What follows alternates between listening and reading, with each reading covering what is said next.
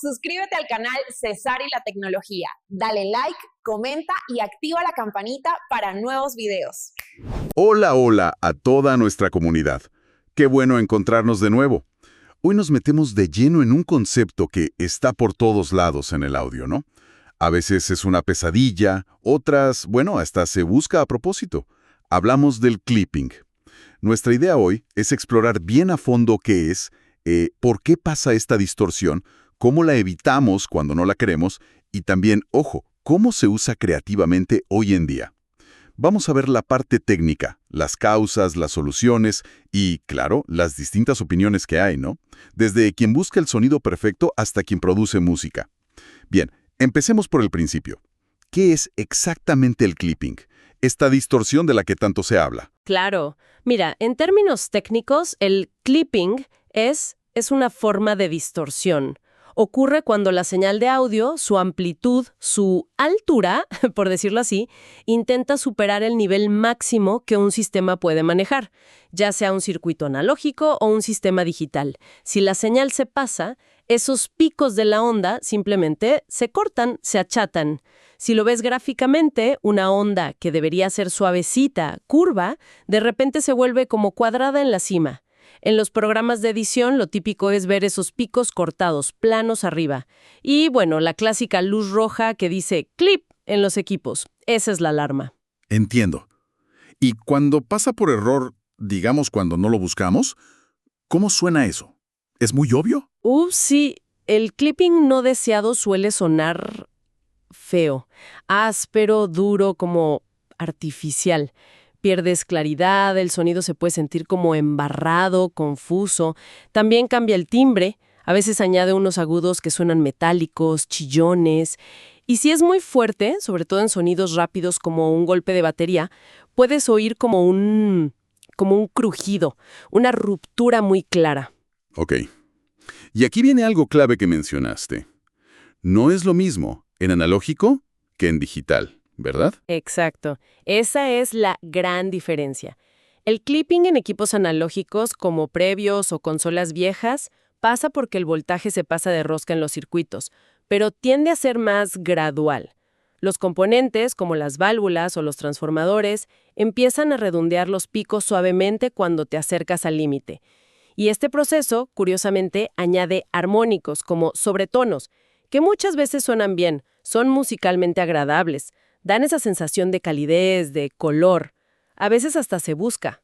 Ah, la famosa saturación analógica. Esa misma. En cambio, el clipping digital, ese es un muro. Es un límite numérico estricto. 0 dBFS, decibelios full scale. Si la señal digital intenta pasar de ahí, no hay redondeo ni nada. ¡Pum! Se corta de golpe, de forma muy dura. Y esto genera armónicos que suelen sonar mal, disonantes, ásperos, más como ruido feo. Por eso el clipping digital puro casi siempre se ve como un error que hay que evitar a toda costa. Entendido. Y bueno, de ahí salen dos tipos principales, hard clipping y soft clipping. El hard es ese corte abrupto, el típico digital, que da esa distorsión agresiva. Y el soft es el redondeo más suave, más tipo analógico, como de válvulas o cinta. Ese genera armónicos más musicales, más cálidos, es casi como un limitador muy suave. Perfecto. O sea que si suena bien o mal depende mucho de si la distorsión es dura y chillona o más suave y musical. Ahora, ¿qué hacemos mal para que ocurra este clipping que no queremos? ¿Cuáles son los errores típicos? Pues mira, la causa número 1, casi siempre, es una mala gestión de la ganancia, lo que en inglés se llama gain staging. Es importantísimo controlar el nivel de la señal en cada paso.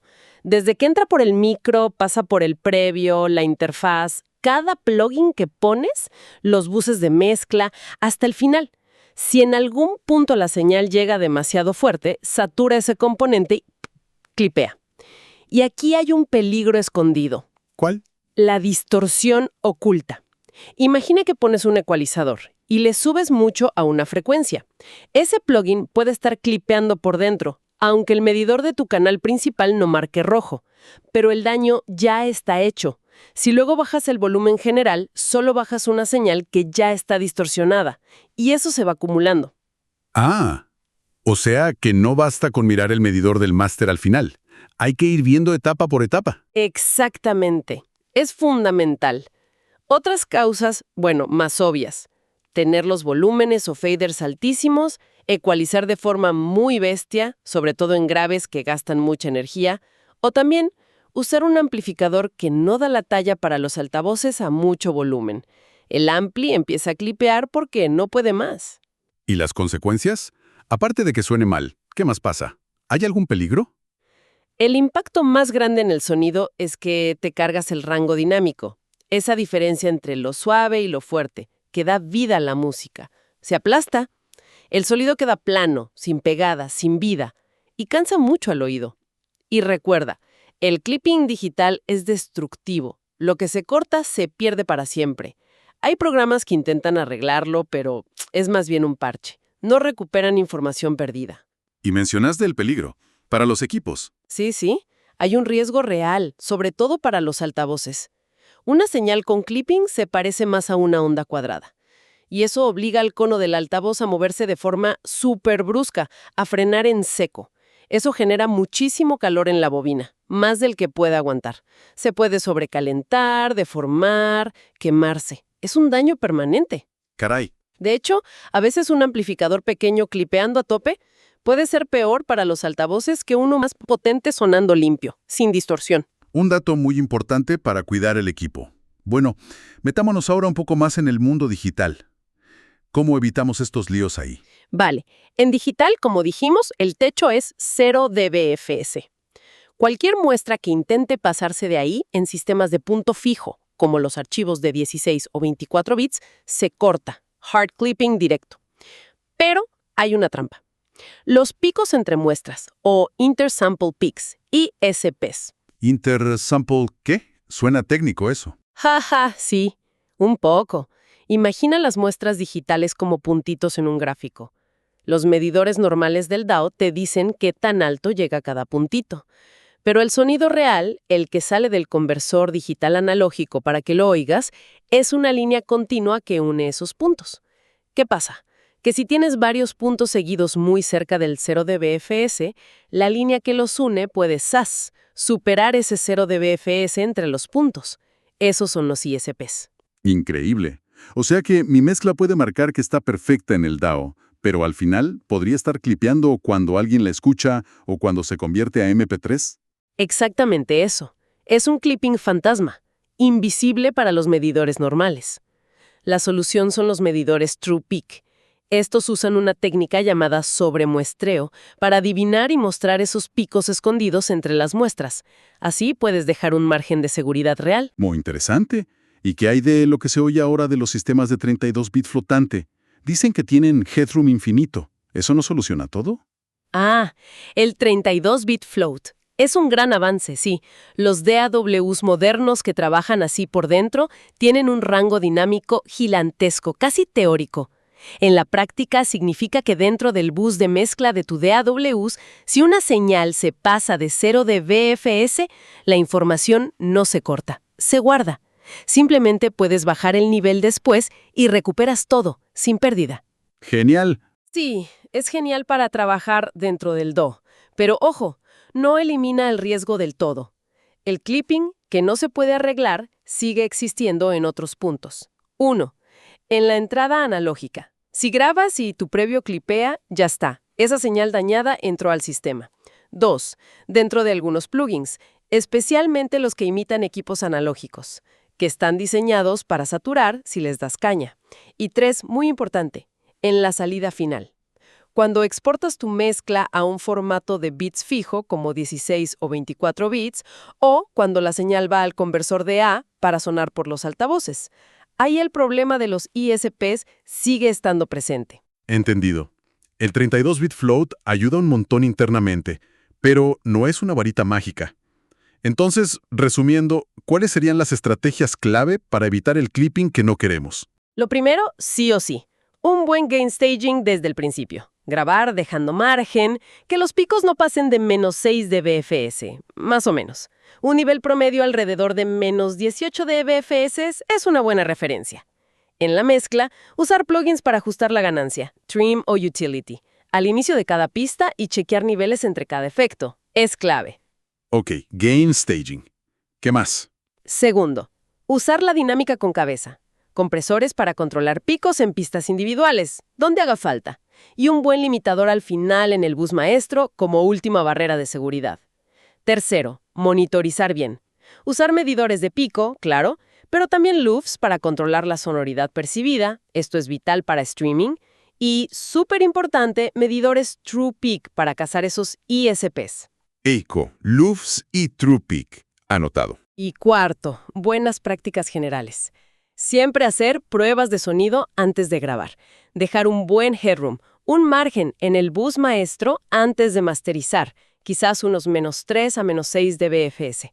Y al poner el limitador final, ajustar su techo, ceiling, por debajo de 0 dBTP, decibelios True Peak.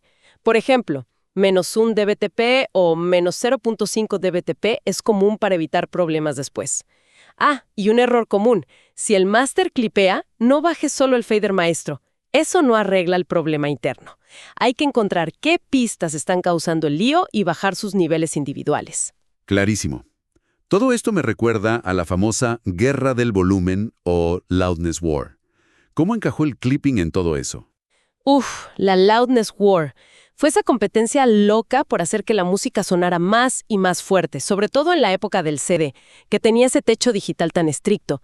Se abusó de la compresión al máximo y de los limitadores tipo Brickwall, esos que aplastan todo contra el 0 dBFS sin piedad. Se veían las ondas como ladrillos, ¿no? Exacto, como bloques sólidos. Al principio, el clipping digital que se oía en algunos discos era como un daño colateral de ir tan al límite. Pero luego la cosa cambió. El clipping dejó de ser solo un accidente y se convirtió en una herramienta. Salieron plugins específicos, los clippers.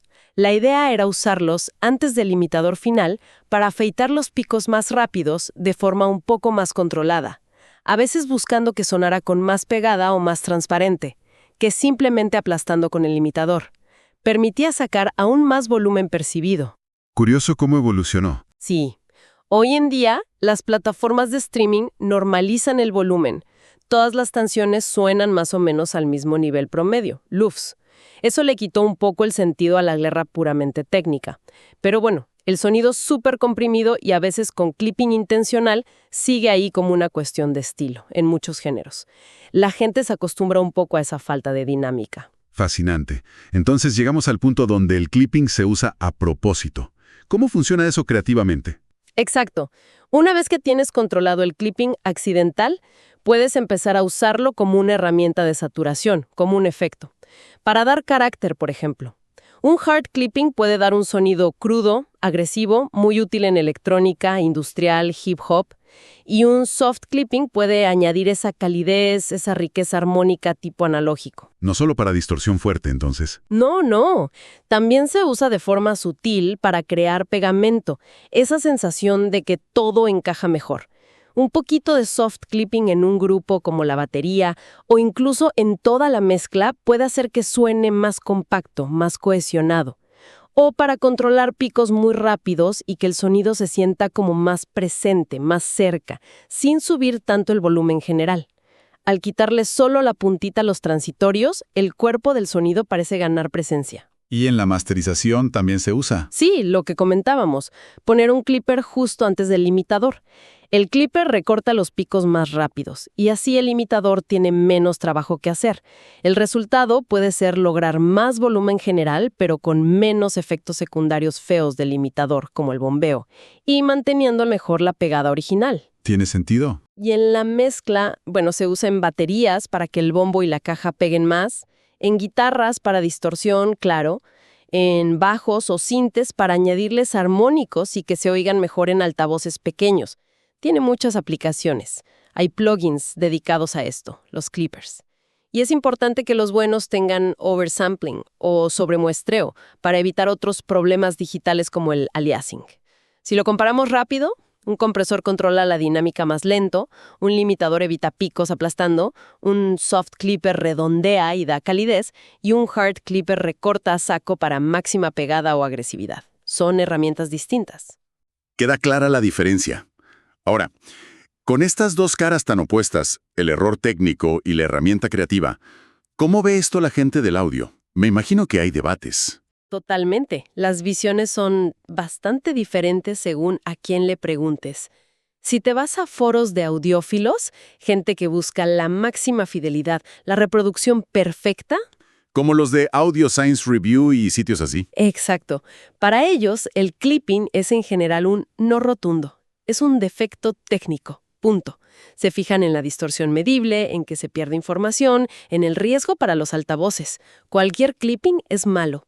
Entiendo esa postura purista. Por otro lado, si hablas con productores, ingenieros de mezcla, músicos, la visión es mucho más pragmática, más artística. Todos coinciden en que el clipping por error, por descuido, está mal. Pero el clipping controlado, intencional, esa es otra historia. Se ve como una herramienta más en la paleta de sonidos. Se usa para lograr un sonido potente, con carácter, para pegar elementos, para controlar picos de forma agresiva. Se discute cómo usarlo, qué plugins son mejores. Es una decisión de diseño sonoro. Parece que la palabra clave es intención. Diferenciar el accidente de la decisión creativa.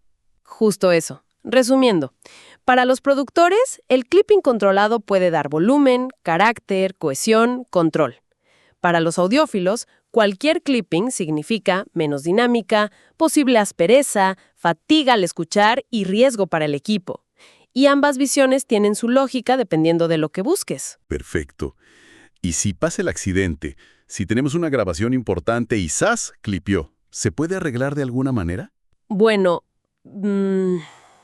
existen programas para intentar reparar el clipping, como el D-Clip de Isotope RX y otros, pero hay que entender bien qué hacen.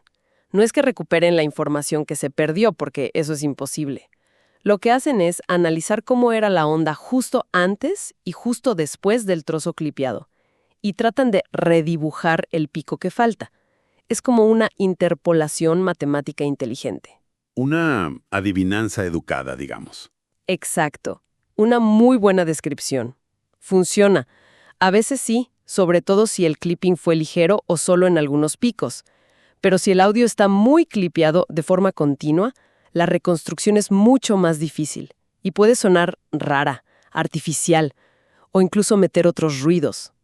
Es un último recurso valioso, sí, pero no reemplaza grabar bien desde el principio. Parece que el clipping es mucho más complejo de lo que parece a simple vista, ¿no? No es solo una luz roja. Para nada. Tiene esas dos caras. Es el enemigo a evitar si aparece por descuido, porque degrada el sonido y puede dañar equipos. Pero también es un aliado creativo muy potente si lo controlas y lo usas con una intención clara. Saber manejar esa dualidad es parte de dominar el audio hoy. Quizás unas recomendaciones finales para nuestra audiencia. Para quienes crean música o audio, lo primero es grabar limpio, sin clipping en la fuente. Eso es sagrado. Después, aprender a leer bien los medidores. Pico, true peak, loops. Son tus ojos. Y si van a experimentar con clippers como efecto, háganlo con oído crítico. Comparen siempre el antes y el después. Que suene mejor, no solo más fuerte. Y para quienes simplemente disfrutan escuchando, afinar el oído ayuda a distinguir un error técnico de una elección artística. Se puede disfrutar tanto de un sonido súper limpio y dinámico como de uno más apretado y con textura, si está hecho a propósito. Y si me permites, una última reflexión para pensar. Ahora que tenemos herramientas digitales que nos permiten evitar el clipping perfectamente o diseñarlo con una precisión increíble, ¿cómo cambia eso nuestra idea de lo que es un sonido auténtico? ¿Es siempre mejor una señal impecable o una que ha sido esculpida a propósito con estas texturas, aunque técnicamente sea una distorsión controlada? Ahí lo dejo. Una excelente pregunta para cerrar. Muchísimas gracias por esta exploración tan completa y clara sobre el clipping. Ha sido súper útil. Esperamos que a toda la comunidad también le haya servido. Si les gustó esta charla, les agradecemos un montón si dejan un me gusta y se suscriben para no perderse las próximas. Y por supuesto, nos encantaría leer sus comentarios. ¿Qué experiencias han tenido con el clipping? ¿Lo usan creativamente? ¿Tienen preguntas? Déjenlas abajo. Muchas gracias por acompañarnos hoy y hasta la próxima. Saludos.